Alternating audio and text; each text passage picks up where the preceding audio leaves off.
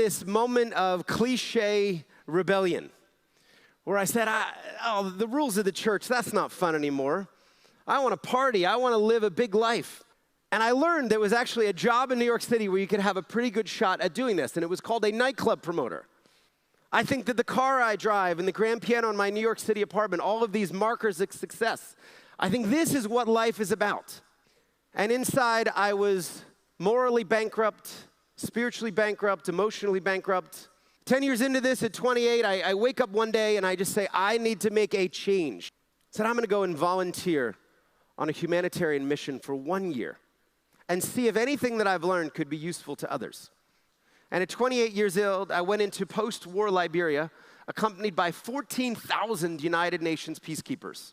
And I joined this mission as a photojournalist. So we would post these flyers looking for people who we hope to help, people with facial tumors, with flesh-eating disease, people who were born with cleft lips or cleft palates. So that first year, I documented 1,500 people before and after their procedure. And after the year finished, I just said, I want to do another year. And it was in that second year that I learned what was making so many people sick. And it was something so simple. It was dirty water. As I would go through the rural areas, I would see the water sources people were drinking. They were green swamps, they were ponds, they were rivers.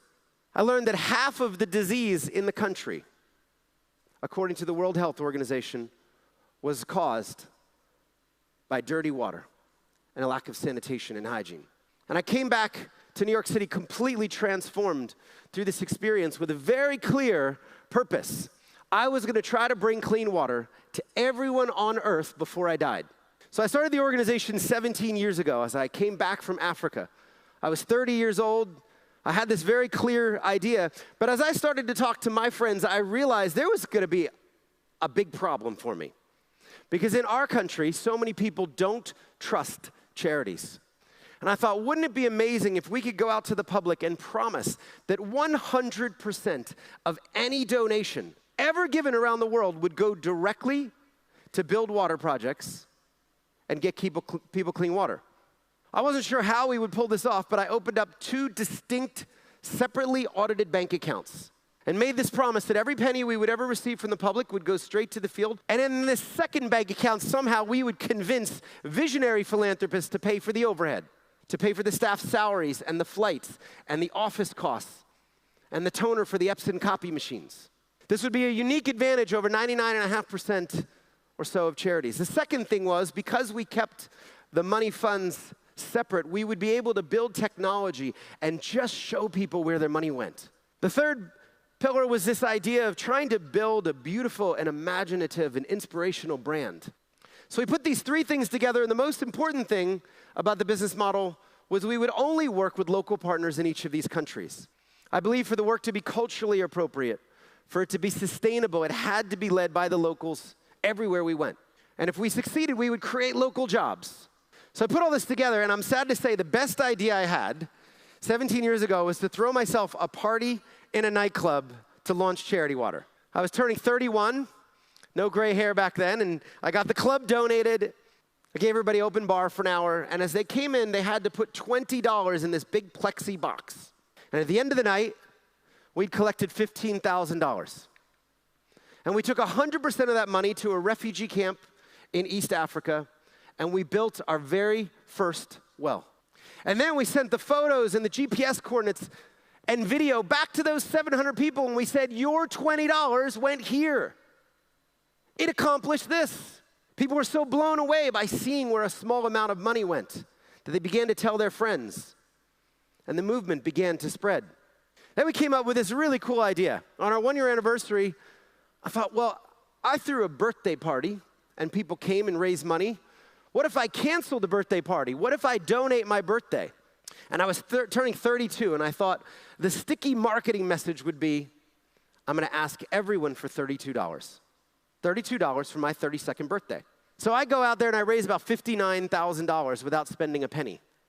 This birthday movement began to grow for us, and a few years later, people had raised over $100 million on this platform and inspiring over 1 million people to donate to these campaigns. We came across the problem of broken projects stranded assets around the world. And it kills you to drive by a well that you knew once was providing life for the community, but isn't. Something went wrong. And nobody knew that it went wrong. So I went to Google and convinced them to give us $5 million as an innovation grant to try to develop a smart well, a sensor. This would be an incredibly difficult spec. It would have to take reliable measurements and transmit from anywhere in the world, food-grade plastic, temperature-resistant. But after 5 years of trial and error, we finally had a pilot, our first viable sensor. And we can see exactly how many liters are flowing every single day. Maybe some of you are saying, all right, well, how do you maintain this 100% model? How is it possible that you can give away all the birthday gifts? It's very simple. It's a group of families that make up a giving program called The Well. They give at levels starting at $100,000 a year, up to $1 million a year, and every family signs a 3-year commitment. So we can plan cash flow. As we go forward, we're working on a new initiative now that I'm so excited about called 1 Million Lives. We are going out to families, we are going out to corporations, we're going out to foundations, and we're saying, raise your hand and give 1 million people water over the next 10 years. I'll end on this picture. Somebody sent me this the very first year of Charity Water. They were passing a New York City deli, and the sign said, do not be afraid of work with no end.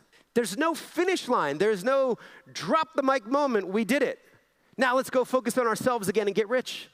And I can tell you from personal experience, there's a freedom in positioning your life, the intention, the purpose of your life to improve the lives of others. Thank you so much for letting me share this morning. God bless you guys. Everybody, once again, Mr. Scott Harrison.